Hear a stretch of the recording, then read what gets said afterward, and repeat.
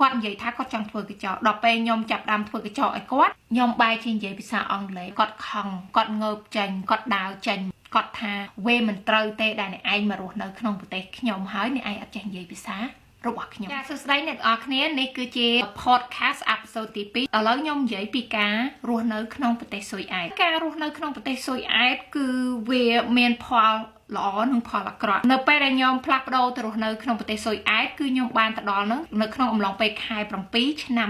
2013អញ្ចឹងគឺថាវាក្នុងរដូវក្តៅថ្ងៃម៉ោង10យប់ម៉ោង11យប់ហើយនៅតែភ្លឺដូចម៉ោង5ល្ងាចយើងអញ្ចឹងចាគឺវាមានផលវិបាកធ្វើឲ្យយើងគេងលក់បងប្អូនព្រោះអីវាភ្លឺខ្លាំងពេកប៉ុន្តែក៏វាសុបាយម្យ៉ាងដែរព្រោះអីយើងមានអារម្មណ៍ថាវាថ្ងៃវាយូរ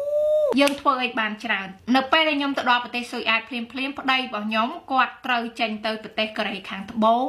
ដើម្បីប្រជុំចំនួន1អាទិត្យអញ្ចឹងការរស់នៅរបស់ខ្ញុំក្នុងប្រទេសស៊ុយអែតហ្នឹងគឺតែតោមែនតើគឺដោយសារតាទោះជាខ្ញុំនេះធ្លាប់ទៅលេងប្រទេសស៊ុយអែតរយៈពេល3ខែហើយក៏ដោយប៉ុន្តែដោយសារតែពេលដែលខ្ញុំទៅរស់នៅហ្នឹងគឺទៅរស់នៅកន្លែងផ្សេងមួយទៀតវាមិនមែនជាកន្លែងដដែលដែលខ្ញុំបានទៅលេងទេហើយអាកាសធាតុខុសៗគ្នាអ្វីក៏ខុសគ្នាទាំងអស់ទី1គឺខ្ញុំអត់និយាយភាសាស៊ុយអែតទី2អត់មានមិត្តភ័ក្តិទី3អត់សូវស្គាល់ប្រព័ន្ធដូចជាគេហៅ transportation គឺដូចជារថភ្លើងឡានក្រុងអីហ្នឹងព្រោះអីអ្វីសុទ្ធតែនៅក្នុងភាសាស៊ុយអែតនៅពេលដែលខ្ញុំទៅដល់ត្បូងមុនត្បូងមានភាពសប្បាយរីករាយប៉ុន្តែ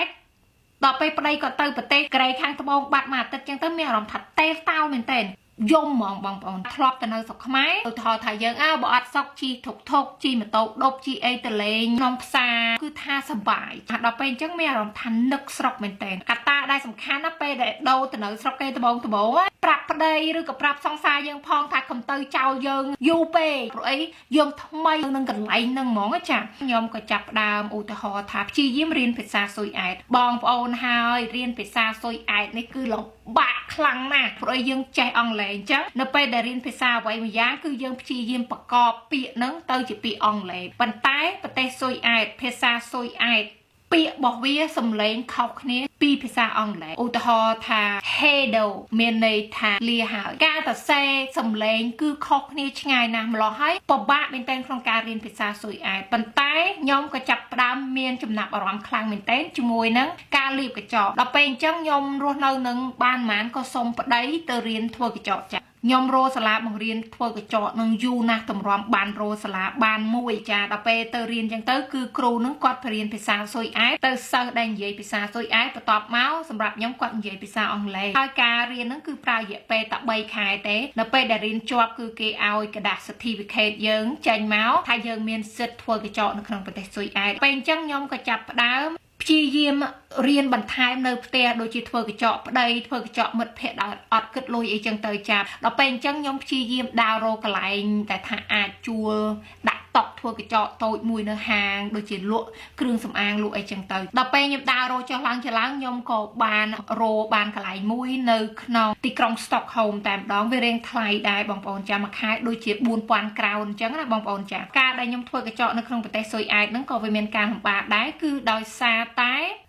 បើសិនជាយើងធ្វើកញ្ចក់ឲ្យក្មេងៗគឺពួកគាត់និយាយអង់គ្លេសមួយយើងធម្មតាតែបើយើងធ្វើកញ្ចក់ឲ្យអ្នកវ័យចំណាស់ពួកគាត់អត់ចូលចិត្តទេដែលយើងអត់និយាយភាសាស៊ុយអែតខ្ញុំចាំច្បាស់ណាស់នៅពេលដែលលោកយាយម្នាក់គាត់ដើរចូលមកគាត់និយាយភាសាស៊ុយអែតជាមួយអ្នកធ្វើការលក់គ្រឿងសម្អាងនៅនឹងអញ្ចឹងគាត់និយាយថាគាត់ចង់ធ្វើកញ្ចក់ដល់ពេលខ្ញុំចាប់ដើមធ្វើកញ្ចក់ឲ្យគាត់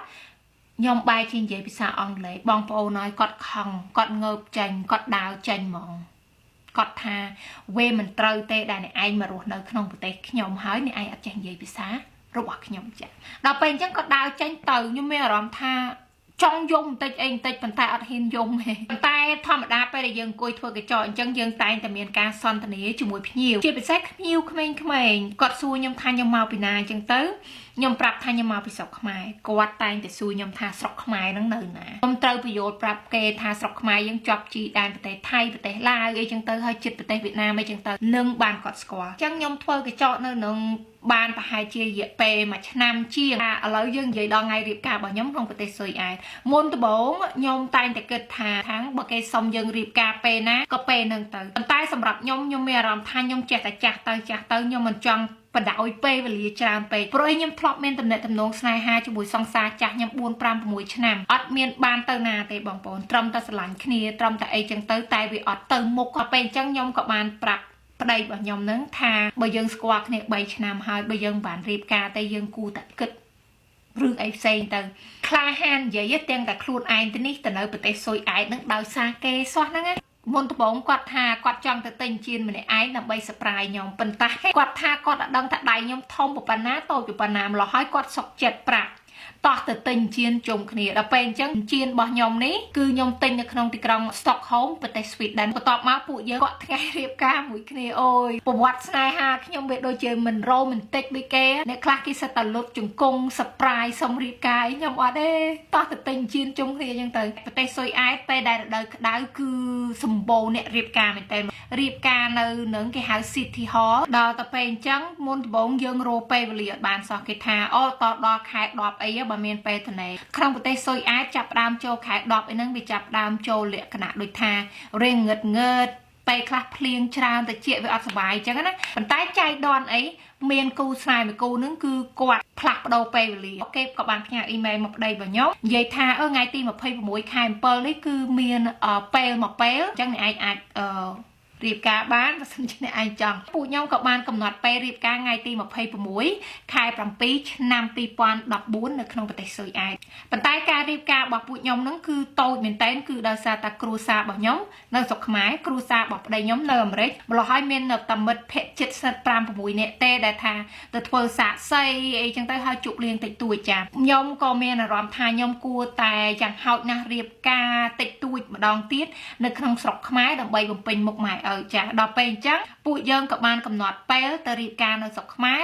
នៅក្នុងអំឡុងពេលខែ12ឆ្នាំ2014មុនដំបូងថាធ្វើតិចតួចទេរៀបការនៅស្រុកខ្មែរហ្នឹងចុងក្រោយបាន2ថ្ងៃដដែលរៀបការនៅស្រុកខ្មែរហ្នឹងគឺឪពុកម្ដាយរបស់គាត់បានទៅចូលរួមដែលបន្ទាប់ពីរៀបការហើយពួកយើងមកប្រទេស Sweden វិញគឺมันបានប្រមាណប្តីខ្ញុំក៏គាត់បានគេហៅការពារសារណាសម្រាប់ PhD របស់គាត់ទៅគាត់ក៏បានជាប់គាត់ក៏មានឈ្មោះជាដុកទ័រប្តីរបស់ខ្ញុំគាត់មានឈ្មោះជាដុកទ័រមែនប៉ុន្តែមិនមែនដុកទ័រចាក់ថ្នាំមនុស្សទេណាគឺគាត់ដុកទ័រខាងផ្នែក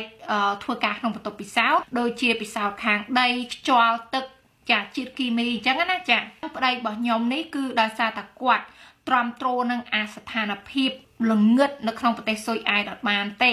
គឺគាត់ចង់คลายទៅជាមនុស្សម្នាក់ដែលថាមានជំងឺបាក់ទឹកចិត្តខ្លាំងណាសម្រាប់ខ្ញុំអត់សូវមានបញ្ហាទេការដែលខ្ញុំរស់នៅក្នុងប្រទេសស៊ុយអែតហ្នឹងគឺខ្ញុំអត់ប្រកាន់ភាពល្ងឹតអីទេប៉ុន្តែខ្ញុំគិតថាគឺប្រហែលជាដោយសារតែខ្ញុំអត់ទាន់មានកូនមានចៅចឹងទៅខ្ញុំអត់សូវខ្វល់ច្រើនហើយនៅរឿងក្មេងផងចាប៉ុន្តែប្តីរបស់ខ្ញុំគាត់ថាគាត់មិនអាចទ្រាំទ្របានទៀតទេនឹងភាពងងឹតនេះចាដល់ពេលអញ្ចឹងគាត់ក៏សម្រេចចិត្តព្យាយាមរកការងារធ្វើនៅក្នុងប្រទេសអាមេរិកចាគឺអង់គ្លេសគេហៅកាត់ EPA ហ្នឹងជាក្រុមហ៊ុនរបស់រដ្ឋហើយដល់ពេលអញ្ចឹងគាត់ដាក់ពាក្យគាត់ក៏ជាប់ចានៅពេលដែលគាត់ដាក់ពាក្យជាប់ប្តីរបស់ខ្ញុំគឺគាត់បានផ្លាស់ប្ដូរមកនៅអាមេរិកមុនខ្ញុំប្រហែលជា2-3ខែគឺដោយសារតែខ្ញុំនេះត្រូវដាក់ពាក្យសុំឯកសារ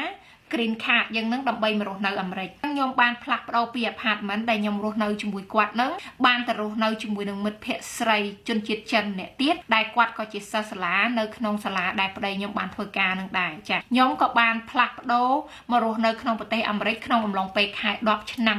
2015នេះគឺជាអេពីសូតទី2និយាយតែប៉ុណ្្នឹងឯងហើយចំណែកអេពីសូតទី3ខ្ញុំនឹងនិយាយពីការផ្លាស់ប្ដូរពីប្រទេសស៊ុយអែតមករស់នៅក្នុងប្រទេសអាមេរិកចាអរគុណច្រើនជម្រាបលា